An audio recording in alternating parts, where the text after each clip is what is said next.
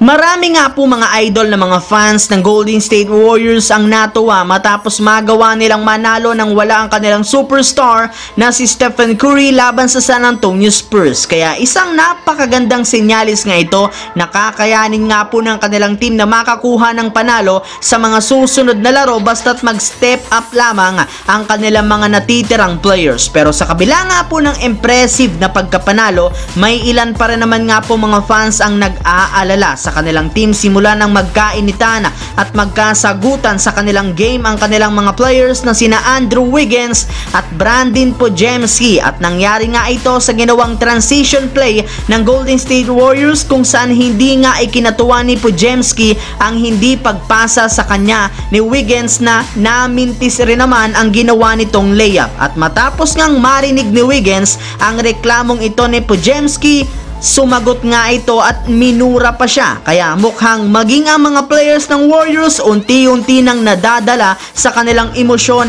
sa kanilang mga nagawang pagkakamali. Samantala, mismong si Skip Bayless na nga po ang nagsabi na isa nga talaga ang Los Angeles Lakers sa mga may pinakamalalim na lineup sa Western Conference. Kaya hindi na nga siya magugulat pa kung magkakaroon muli ang Lakers ng magandang run sa darating na playoffs. At isa nga sa mga magiging rason dito ay ang paggamit parate ni Coach Darvin Ham ng combo ni na Anthony Davis at Jackson Hayes sa frontcourt. Kitang-kita ngayon na sa tuwing ginagamit nga nila ang ganyang klaseng duo, hindi nga nagkakaproblema ang team pagdating sa rebounding at sa mga hustle plays. Kaya bagamat man mas prioridad ng Lakers ang kanilang starter na si Rui Hachimura, dapat pa rin naman nga pong bigyan at mas mahabang playing time ng Lakers si Jackson Hayes at ang kanilang combo ni Anthony Davis, lalo pat eto lang naman ang nag-iisang game plan na may pangkokontra nila sa mga kupunan na merong big lineup, lalo na sa kanilang susunod na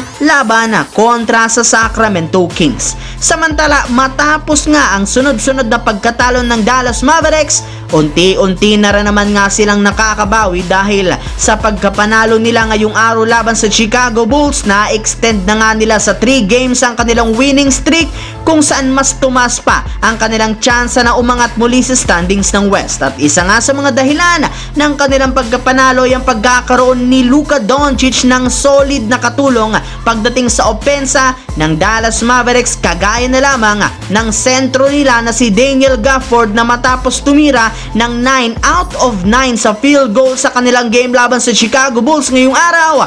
28 consecutive field goals nga po ang nagawa nito sa kanyang huling 4 na laro. Yes, mga idol, siya na nga ang kauna-unahang player sa history ng NBA na nakagawa ng ganang klaseng stats simula nang mag-umpisa ang play-by-play era taong 1997. At kapag naipagpatuloy pa nga po ni Daniel Gafford ang kanyang perfect shooting sa Dallas Mavericks, maaari nga po niyang mabasag ang nagawang record noon ni Wilt Chamberlain na 35 straight field goal. Kaya dyan pa lang makikita nga ninyo kung gaano talaga kahusay ang bagong starting center ngayon ng Dallas na siguradong malaki ang maitutulong sa kanilang kampanya. So yun lamang mga idol ang ating bagong video na ating pinag-usapan ngayon dito sa aking YouTube channel. Once again, this is your J-Zone TV. Huwag kalimutang mag-like at syempre mag-subscribe mga idol. Thanks for watching. Hopefully, nag-enjoy kayo ngayong araw na ito.